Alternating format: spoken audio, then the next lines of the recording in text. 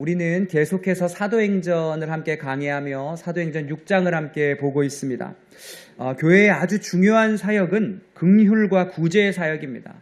교회는 정말 이 긍휼 사역, 구제 사역 열심히 해야 되고 또 잘 해야 합니다.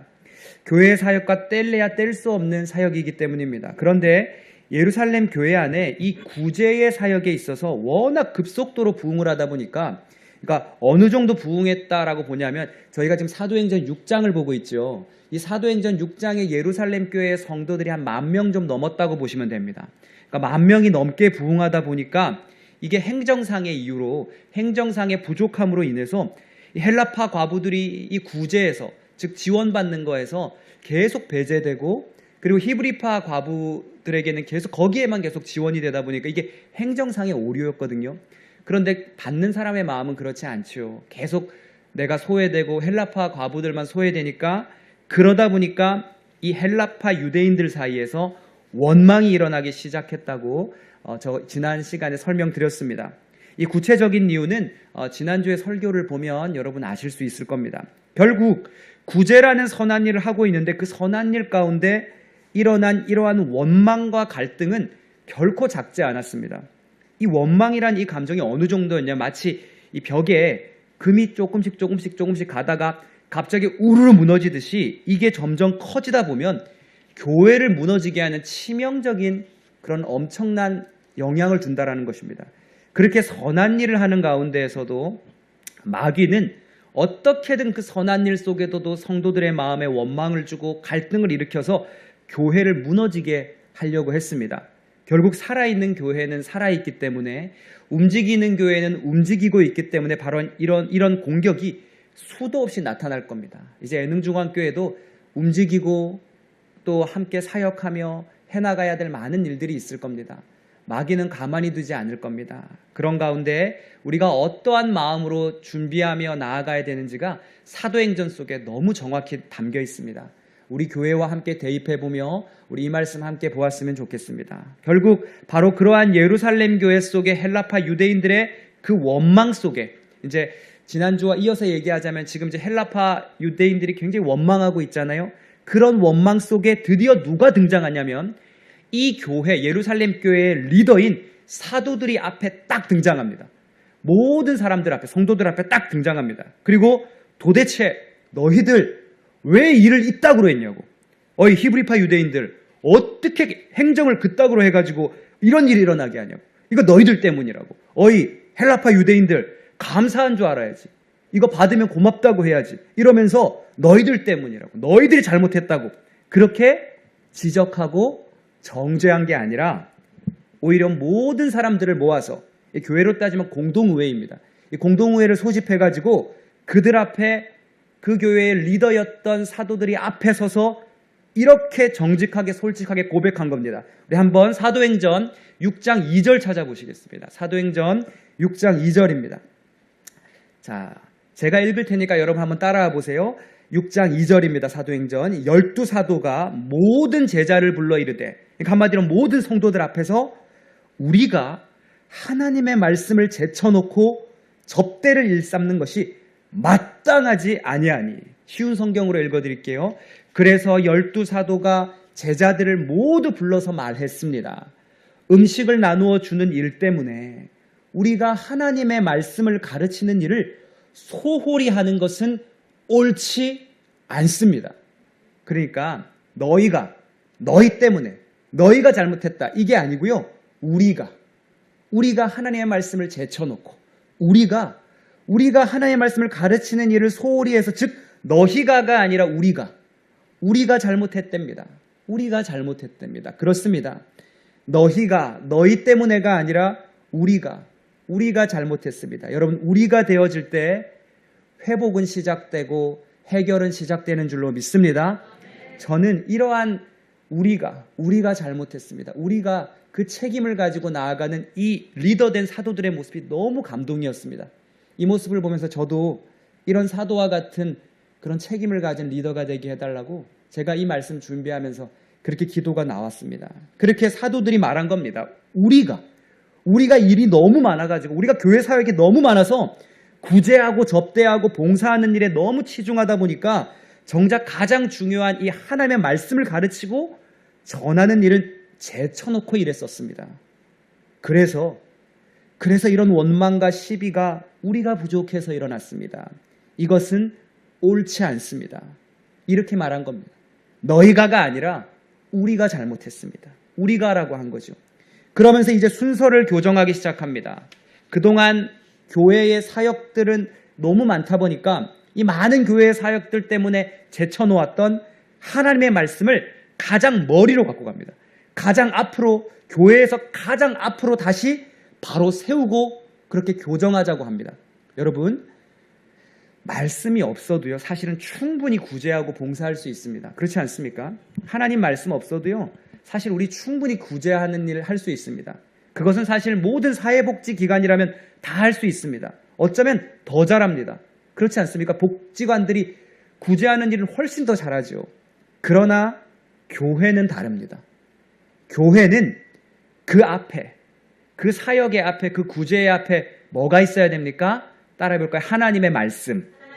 그렇습니다. 하나님의 말씀이 함께 가야 합니다. 아니, 하나님의 말씀이 먼저 가야 합니다. 말씀이 먼저 머리가 되고 그 머리 대신 하나님의 말씀을 따라감으로 진정으로 그 말씀을 통한 하나님의 사랑과 은혜로, 즉 그 말씀을 통해 우리에게 주신 그 그리스도의 마음으로 우리는 섬기는 거고, 그리스도의 마음으로 우리가 구제하는 거고, 그리스도의 마음으로 봉사하는 거란 말입니다. 사도들은 알고 있었습니다. 사도들은 정확히 짚었던 겁니다. 히브리파 유대인들이, 여러분, 고의로 헬라파 유대인 과부들, 이 사람들 안 줘야지, 이거 도와주는 거 이거 안 지원해줘야지, 그 사람들이 그랬을까요? 아닙니다. 정말 아닙니다. 행정적인 부족함 때문입니다.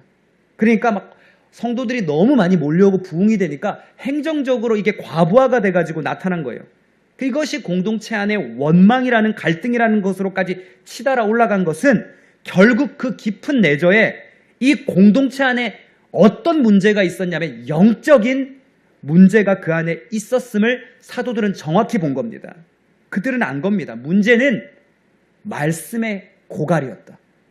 만약에 여러분 생각해 보세요. 공동체 안에 하나님의 말씀이 충만하고 성도들이 말씀에 큰 은혜를 받고 있었다면 이러한 문제 앞에 오히려 오해가 아니라 이해하려 했을 겁니다. 그렇지 않습니까? 갑자기 부흥하다 보니까 이런 행정에 미스가 나타났나 보다. 야, 저렇게 사역이 장난 아니게 많다 보니 이렇게 놓치게 됐었나 보다. 이렇게 오해가 아니라 이해하게 되더라는 겁니다. 그런데 교회 내에 한 명이 아니라 한 집단이 전체적으로 이러한 원망으로 커졌다는 건 이 원망을 위로와 사랑으로 덮어야 될 하나님의 말씀이 그 교회 공동체의 근간에 사라져가고 있었다는 겁니다. 사도들은요, 여러분 정확히 본 겁니다. 성령으로 시작한 이 은혜의 예루살렘 교회도 그 안에 하나님의 말씀이 뿌리되어 있고 교육되어 있지 않으면 언제든 이러한 원망과 갈등과 찢어짐의 일들이 나타날 수 있다는 겁니다. 사실 교회가 무슨 일을 한다면, 사실 생각해 보세요, 성도님들. 우리 교회가 무슨 일을 한다라고 하면 나쁜 일 하겠습니까? 선한 일 하겠습니까? 그렇죠. 교회는 무조건 선한 일을 합니다. 교회가 막 누구 죽이자, 누구 없애자, 뭐 이런 일 하는 거 한 번도 없었지 않습니까? 구제하자, 봉사하자, 교육하자, 찬양하자, 세워가자, 이러한 하나님의 선한 일을 함에 행정상 부족함은 나타날 수 있죠. 그러니 가장 중요한 건 그 베이스에 하나님의 말씀이 있어야 한다는 겁니다. 그러나 말씀이 먼저가 되지 않고 그 안에 말씀이 담기지 않고 사역이 먼저 되고 사람이 먼저 되고, 즉 일이 먼저가 되면 바로 오늘 이 예루살렘 교회와 같은 원망과 갈등은 언제든 일어날 수 있다는 겁니다. 우리 교회 정도 규모가 되면, 딱 애능중앙교회 정도, 우리 교회 정도 규모가 되면 부서들이 많잖아요. 그러면 어느 부서나 어느 기관은 의도치 않게 그러려고 한 게 아닌데 의도치 않게 소외가 되고, 그러다 보니 서운함이 생기고 또 원망이 커질 수 있습니다. 그럴 때 가장 중요한 것은 그 안에 말씀으로 돌아가야 된다는 겁니다. 그곳에, 그 부서에, 그 공동체에 하나님의 말씀을 채우고 교육하고 전하고 가르치는 겁니다. 만약에 말씀이 먼저 가고 말씀이 가득한 가운데 이 사역들을 했다면 오늘 본문 속 예루살렘 교회는 원망과 시비가 아니라 오히려 이해와 사랑으로 움직였을 겁니다. 왜냐하면 주의 성령이 이 말씀을 통해 주의 성령이 인도하고 있었기 때문입니다. 주의 성령이 그것을 덮고 있었을 거기 때문입니다. 그들의 마음까지도 말이죠. 만약 문제가 생겨도 그 말씀 안에서, 성령 안에서 조정되고 조율되고 해결되었을 겁니다. 결국 교회 안에 말씀 없이 이루어지는 너무 과부하된 많은 사역은 위험합니다. 말씀 없이 이루어지는 많은 사역은 위험합니다. 차라리 그런 사역은 더디게 하는 것이 맞습니다. 그래서 마귀는 교회가 말씀 없이 수없이 많은 사역을 일을 하게 만듭니다. 그러니까 교회가 말씀 없이 일을 하게 만듭니다. 하나님의 말씀 없이 막 봉사하게 하고, 말씀 없이 접대하게 하고, 사역이라는, 봉사라는, 구제라는 어떤 포장지로 싸가지고 무조건 말씀을 뒷전으로 그렇게 돌려버리게 만듭니다. 그래서 가장 많은 싸움이 일어나는 장소가, 여러분, 아이러니하게 선한 사역을 하고자 하는 때에, 그러니까 우리가 선한 일을 하고자 할 때 이해할 수 없는 원망과 다툼이 일어나는 걸 우리는 수없이 그래서 보게 되는 겁니다. 그 가운데 하나가 이제 오늘 본문이 이 구제와 관련된 거고 식탁과 관련된 거니까, 식사를 대접하고 섬기는 그런 식당에서 그런 일이 많이 일어난다고 합니다. 식탁을 섬기다 보면 마치 아까 헬라파 유대인들이 원망과 막 서운함처럼, 그런 것들이 막 올라왔던 것처럼 최고로 많은 원망과 서운함이 일어나는 것 중 하나가 식탁에 있는 사역을 할 때입니다. 저는 그래서 식탁 사역도, 이 식사 사역도, 또 안내 사역도, 그리고 구제와 섬김의 사역도 전부 다 그러한 자리를 섬기는 성도님들이 그 섬김의 자리 속에 꼭 함께 해야 될 건 뭐냐면, 함께 모여 말씀을 보고 함께 모여 기도하는 그러한 모임이 필요하다고 생각합니다. 마치 이런 거죠. 그냥 식탁을 섬기거나 그냥 주방을 섬기거나 그냥 안내를 섬기면 내가 뭔가를 더 많이 하거나 내가 뭔가 인정받지 못한다 생각하면 온통 아까와 같은 헬라파 유대인과 같은 원망과 시비가 올라올 겁니다. 그러나 이 식탁과 안내와 또 여러 보이지 않는 곳의 섬김의 자리에 말씀이 들어와서 말씀과 기도로 그들이 함께하는 모임을 같이 하면, 하나님, 오늘도 우리가 성도님들을 위한 사랑의 식탁을 섬깁니다. 이곳에 예배를 드리러 저 멀리서 또 피곤한 몸으로 나와왔을 우리 성도님들에게 이 식탁이 우리의 사랑의 손길이 모든 예능의 성도님들의 영과 육을 회복하는 식탁이 되게 하여 주시옵소서. 이 귀한 식탁의 사역에 저의 손과 마음을 사용해 주셔서 감사합니다. 그렇게 기도하며 섬기게 되지 않겠습니까? 말씀이 들어오면 바뀌어버리는 겁니다. 안내도 마찬가지입니다. 저의 안내 봉사가 하나님의 전을 향하는, 이 예배의 전으로 향하는 저들의 안내가 되게 해주심에 감사합니다. 조금의 시력을 남겨주셔서 이 저시력으로 봉사할 수 있게 해주심에 감사합니다. 완전히 달라지는 겁니다. 그렇게 말씀을 읽고 기도하고 시작하며 그 섬김의 사역들을 시작한다면 어느새 이 일은 사람의 사역이 아니라 누구의 사역이 되고 누구의 일이 됩니까? 누구의 역사가 됩니까? 따라해볼까요? 하나님의 역사가 된다. 그렇습니다. 하나님이 하시는 역사가 되는 것입니다. 그것은 교회 내 어느 부서도 예외가 아닙니다. 이건 한 부서를 예를 든 거지, 이것은 교육부도 또 다른 여러 언급하지 않은 수많은 모든 부서는 다 동일합니다. 사도들의 저 고백처럼 우리들이 말씀을 제쳐놓고 사역에 너무 치중했습니다. 말씀이 먼저 가고 사역이 가야 합니다. 믿으십니까? 하나님이 먼저 가시면 사역은 그 하나님의 말씀을 따라서 가는 겁니다. 그러면 조금 실수해도, 조금 행정적으로 놓쳐도 부족해도 오해하지 않고 이해하게 되고, 원망하지 않고 소망하게 됩니다. 따라해볼까요? 오해하지 않고 이해하게 되고 원망하지 않고 소망하게 됩니다. 진짜 그렇지 않을까요? 생각해보세요. 말씀이 들어가고 이 말씀으로 내가 섬기면 오해하지 않고 이해하게 되겠죠. 그래, 그래서 그랬구나. 원망하지 않고 소망하게 되겠죠. 나의 이 걸음이, 나의 이 섬김이 우리 애능중앙교회를 하나님이 기뻐하시는 교회로 세워가겠구나. 소망하게 되겠죠.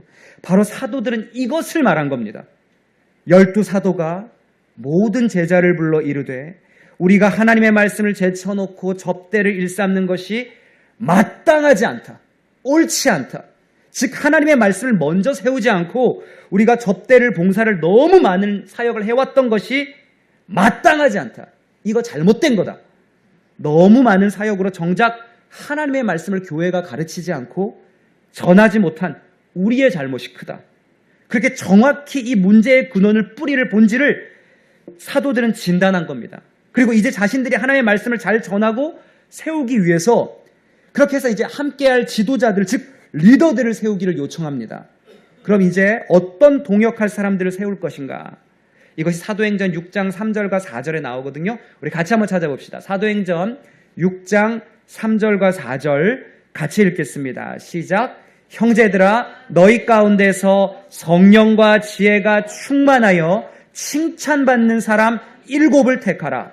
우리가 이 일을 그들에게 맡기고 우리는 오로지 기도하는 일과 말씀 사역에 힘쓰리라 하니. 아멘. 그렇지요. 4절. 우리가 오로지 기도와 말씀으로 교회를 세우는 데 집중하기 위해서 이 말씀과 기도의 순서로 교회를 세워가기 위해 이제 우리가 이 말씀 전파에 집중하기 위해서라도 이제 우리가 그동안에 이것저것 다 감당하면서 막 구제도 하고 봉사도 하고 행정적인 일들 다 막 하다 보니 말씀 사역을 집중하지 못했는데 이제 우리가 이 일을 집중하기 위해서 함께 동역할 리더 지도자들을 7명을 세우기를 원한다. 그리고 그 리더가 될 사람은 이러한 자격이 필요한데 그게 3절에 나오죠. 3절. 그럼 이 일을 맡길 사람은 어떠해야 되는가? 제가 3절 읽어드릴게요. 형제들아, 너희 가운데서 성령과 지혜가 충만하여 칭찬받는 사람 7을 택하라. 우리가 이 일을 그들에게 맡기고. 성령과 지혜가 충만하여 칭찬받는 사람이 리더가 될 수 있답니다. 이런 지도자를 택해야 된답니다. 자, 그러면 첫째, 성령이 충만하고. 자, 그러면 이 동역자들, 이제 뽑혀질 우리 교회, 이 한 교회의 리더는 어떤 사람을 뽑아야 되는가? 따라해 볼까요? 첫 번째, 성령이 충만한 사람. 네, 지금 제가 사도행전 6장 3절을 가지고 설교하는 겁니다. 성령이 충만한 사람. 성령이 충만한 사람을 뽑아야 된다. 두 번째, 지혜가 충만한 사람. 네, 세 번째, 성도들에게 칭찬받는 사람. 네, 바로 이러한 세 가지 요건을 가진 사람. 이 세 가지 요건을 가진 사람 가운데 7명을 택하면 우리가 이 일을 그들에게 맡기겠다는 겁니다. 자, 그러면은 이 세 가지 요건을 왜 사도들이 제시하였을까요? 다른 것도 많을 텐데. 왜냐하면 그것은 교회의 리더는, 교회의 지도자는 즉 하나님의 일을 행하는 리더이기 때문에 이러한 요건이 꼭 필요하기 때문이었습니다. 이것은 오늘날도 이제 우리 애능중앙교회의 리더를 세울 때에도 중요한 지침이 됩니다. 앞으로 우리 교회는, 이 하나님의 교회는 바로 이 지침을 가지고 지도자를 뽑아야 됩니다. 그럼 같이 한번 볼까요? 다시 한번 따라해 봅시다. 첫 번째, 성령이 충만한 사람. 그렇습니다. 첫 번째는 성령 충만한 사람 택하랍니다. 근데 이상하죠? 사실은 뽑을 거면 그 첫 번째 요건을 이러한 분야의 전문가, 지금 이제 사회복지 파트에 특화된 사람 뽑아야 되잖아요. 이게 지금 구제 문제가 일어난 거니까. 그러니까 계산 잘하는 사람, 행정 잘하는 사람, 일처리 빠른 사람, 이런 사람을 택해라 그래야 되는데 사도들은, 성경은, 하나님은 교회의 리더로서 가장 우선된 그 첫 번째 요건은 다른 거 아니다. 성령 충만한 사람. 이 사람을 택해야 된다라고 가장 먼저 그 앞에다가 놓습니다. 그럼 왜 그랬을까요? 왜 그렇게 말했을까요? 교회의 일은, 하나님의 일은 효율성으로 하는 일이 아니기 때문입니다. 여러분 생각해 보세요. 식사를 만드는 것도, 그리고 청소를 하는 것도, 운전을 하는 것도, 우리가 안내봉사를 하는 것도, 그리고 재정을 관리하는 것도, 여러분 이것이 밖이 아니라 하나님의 교회에서 이루어지는 순간 그 모든 일들은 사람의 사역이 아니라 하나님의 사역이 됩니다. 그래서 교회 안에서는 작은 일이란 없습니다. 왜냐하면 내가 섬기는 이 사역이 누구의 일이기 때문입니까? 하나님의 일이기 때문에. 천지를 만드신 창조주께서 맡기신 너무나도 고귀한 사역이기 때문에 교회의 사역들은 작은 일은 없습니다. 마치 이와 같습니다. 제가 이 이야기보다 더 여러분에게 이 성령 충만한 사람을 왜 뽑아야 되는지를 설명할 수 있는 좋은 예화는 많지 않을 것 같아서 제가 이 이야기로 함께 나누고 싶습니다. 여러분 또 아는 이야기이기도 한데요. 중세 때 중세 때 이 성당이 얼마나 화려하고 컸습니까? 중세의 성당은 어마어마하게 화려했습니다. 그런 성전을 건축하는 현장에서 세 사람이 막 땀을 흘리면서 막 땀을 뻘뻘 흘리면서 돌을 나르고 있었다고 합니다. 그러자 지나가던 한 사람이 그 첫 번째 사람에게 이렇게 물었답니다. 당신은 무엇을 하고 있습니까? 당신은 뭘 하고 있습니까? 그가 대답했습니다. 안 보여요? 안 보여요. 내가 돌 나르고 있잖아요. 보면 몰라요? 와, 진짜 힘들어 죽겠는데 이러면서 그렇게 대답하고 막 투덜대며 가더라는 겁니다. 그러면서 또 옆에 사람이 또 돌을 나르고 오고 있길래 두 번째 사람에게도 동일하게 물어보았답니다. 당신은 무엇을 하고 있습니까? 당신은 뭐 하고 있습니까? 그러자 똑같이 돌을 나르고 있던 그 두 번째 사람은 이렇게 대답했답니다. 가족을 먹여 살리려고, 내 사랑하는 가족들 먹여 살리려고 돈 벌고 있습니다. 와, 같은 질문을 했는데 다른 대답을 하시네. 그래서 이 사람이 마지막 또 옆에 보니까 또 한 사람이 또 돌을 나르고 가고 있는 거예요. 그래서 이 사람한테까지만 물어보자 해가지고 이 세 번째 사람에게도 동일하게 물어봤다며 당신은 뭘 하고 있습니까? 당신은 지금 무엇을 하고 있습니까? 그 말을 듣자 그 사람은 잠시 이렇게 들고 있던 돌을 탁 내려놓고는 저 건축 중이었던 저 건물을 바라보면서 이렇게 벽돌이 쌓여가는 저 건축 중이었던 건물을 바라보며 이렇게 말했답니다. 저는 하나님께 드릴 성전을 세우고 있습니다. 저는 하나님께 올려드릴 성전을 세우고 있습니다.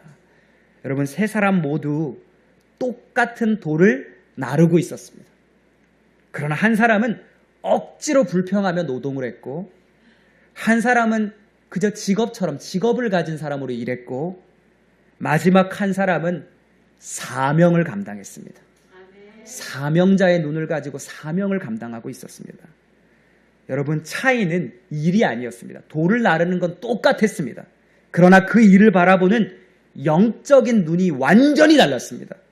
그래서 여러분, 교회의 리더를, 이 7 리더를 뽑을 때 오늘의 말씀이 성령 충만한 사람을 택하라고 한 것은 정말 중요한 부분입니다.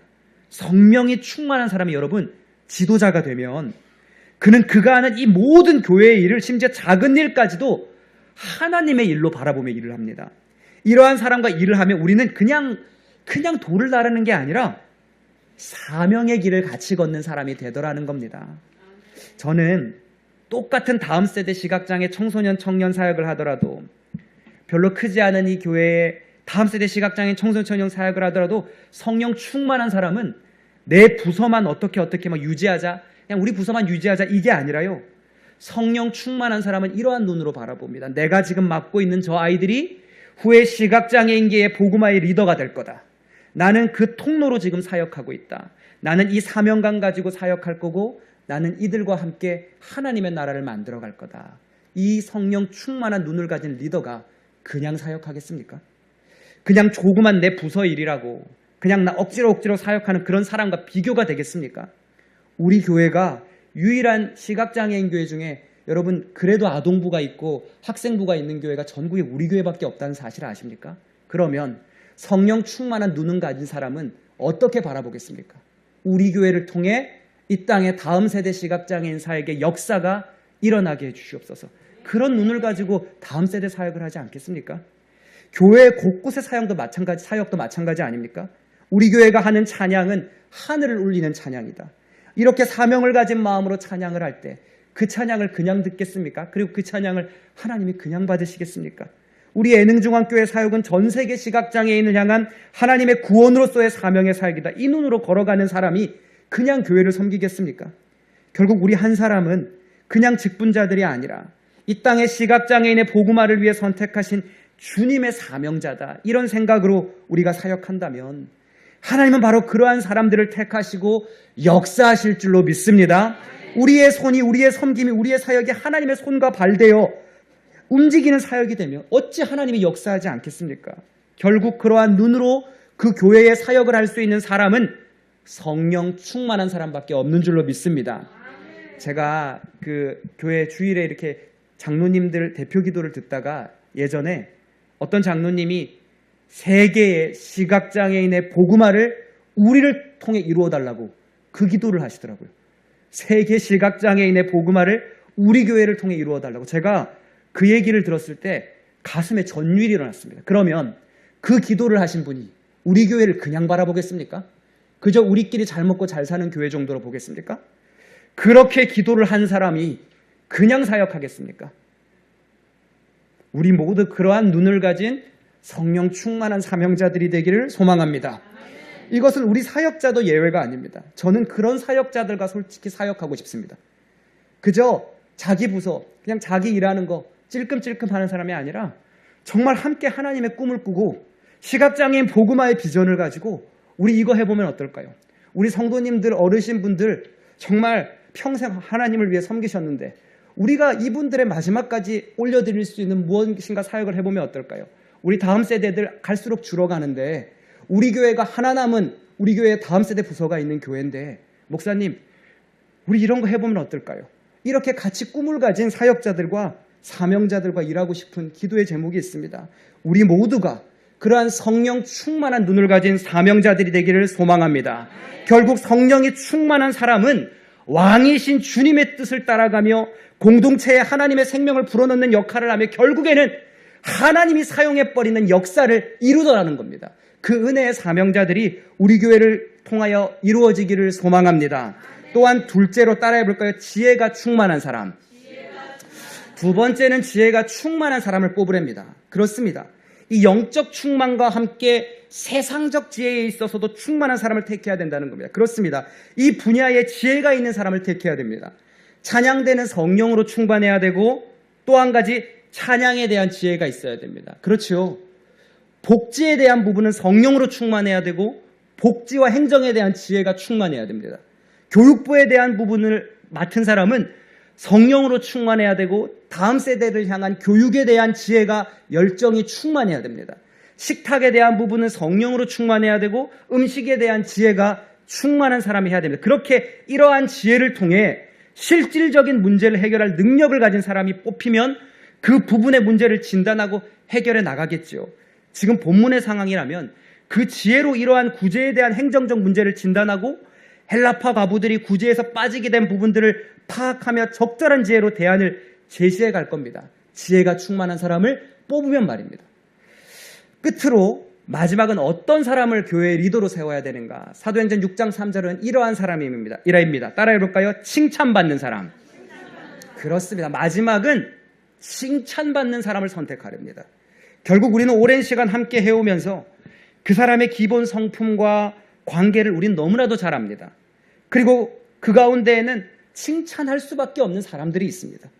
저 먼 곳에서도 불평 하나 하지 않고 교회에 나와 그 피곤한 몸을 이끌고 하나님을 사랑하며 섬기는 사람은 칭찬받아 마땅한 사람입니다. 저 사람은 어딜 가도 그 공동체를 따뜻하게 만드실 거예요. 저분이 가는 곳은 마음이 안심이 되어요. 저분이 가는 곳은요 분란이 아니라 오히려 저분 때문에 사랑의 말이 싹 터요. 저분은 절대 남말 함부로 하지 않아요. 저분은 오히려 기도하고 사랑으로 덮어줘요. 제 어떤 동기가, 이건 다른 뜻이 아닙니다. 설교를 준비하다가 저희 교수님이 저한테 그런 말을 한 적이 있었대요. 저도 몰랐거든요. 저희 교수님이 제가 어디서 사역하고 있는 걸 보고 야, 진철이가 사역하고 있으면 야, 거기는 안심이 된다. 그 말을 제 동기한테 그냥 지나가는 말로 했대요. 그때 그 동기가 저한테 그랬대요. 그 교수님이 진철이 너를 그렇게 신뢰한다는 말을 내가 옆에서 들었을 때 그렇게 부러웠다는 겁니다. 하나님에게도 우리가 그렇게 안심이 되는 사람이 되기를 소망합니다. 하나님에게 나도 그렇게 칭찬받는 사람이고 하나님에게 너가 어디 가면 네가 있는 곳은 내가 안심이 된다. 그렇게 칭찬받는, 하나님께 칭찬받는 성도가 우리가 되기를 소망합니다. 그렇게 하나님의 사랑이 전해지는 공동체가 우리를 통해 이루어질 때, 즉 칭찬받는 사람을 통해 이루어질 것입니다. 결국 교회의 좋은 리더, 바로 이 세 가지의 요건을 가진 사람이라면 성경은, 오늘의 말씀은 세우랍니다. 그들을 택해서 7의 사람으로, 7의 지도자로 택하랍니다. 그리고 드디어 이 7의 사람이 뽑힙니다. 그리고 이 7과 함께 교회는 앞으로 더 큰 은혜와 사랑의 회복과 부흥의 역사가 일어나는 이야기로 이어집니다. 그러면 이러한 조건을 갖춘 7사람은 이제 어떤 사람들이었고 그 가운데 어떠한 은혜의 역사들이 일어나고 진행되어 갔는지 궁금하시죠? 다음 주를 기대하시면 됩니다. 네, 여기 7사람의 이름이 다 나오거든요. 이제 그분들의 이름과 또 그분들의 이야기들을 함께 준비하며 말씀을 나누겠습니다. 이제 설교를 마무리하면서 문득 이런 생각이 들었습니다. 그렇다면 나는 저 3가지의 조건에 부합하는 사람인가? 사도행전 6장 3절에서 말한 성령과 지혜가 충만하여 칭찬받는 사람. 그래, 이 3가지에 그럼 나는 부합하는 사람인가? 첫 번째, 너는 성령이 충만한가? 아니더라고요. 나는 성령이 충만한 사람이 아니라 성깔이 충만한 사람이었습니다. 그렇다면 너는 지혜가 충만한가? 아니요. 나는 지혜보다는 남을 지적하는 것에 충만한 사람이었습니다. 그렇다면 나는 칭찬받는 사람인가? 아니요. 나는 남 칭찬받는 꼴을 못 보는 사람이었습니다. 그렇다면 냉정하게 말할까요? 우리는 주님이 쓸 수 없는 사람입니다. 냉정하게 말해서 우리는 도저히 주님이 택해서 사용할 수 없는 사람입니다. 그렇게 살고 싶으십니까? 아닙니다. 성령 충만한 사람이 되고 지혜가 충만한 사람이 되고 성도님들의 칭찬받는 사람이 되어 이 땅 살아가다 천국 가기 전까지 주님이 마음껏 안심하여 사용할 수 있는 그런 리더가, 지도자가 택함받는 일꾼이 우리가 되기를 소망합니다. 이 말씀 앞에 그렇게 우리 기도합시다. 주님, 나의 자존심과 나의 생각으로 충만했던 내가 오늘 말씀처럼 성령으로 충만하게 하시고 지혜로 충만하게 하시고 성도님들에게 칭찬받는, 더 정확히 말해 하나님께 칭찬받는, 하나님께 안심이 되는 그런 내가 되어 저 예루살렘 교회에 택함받은 저 7 리더처럼 하나님 저 천국 가기 전까지 마음껏 하나님 앞에 쓰임받다가 주님 앞에 올라가는 택함받는 일꾼이 우리가 되게 해달라고. 그래서 네가 있는 곳은 내가 마음이 놓여. 네가 있는 곳은 복음으로 충만해져. 그렇게 하나님께 인정받는 그 일꾼이 우리 3.1 기도의 용사 가운데, 우리 애능중앙교회 눈물로 기도하는 여러분 가운데 뽑혀나기를 소망합니다. 기도하겠습니다. 하나님.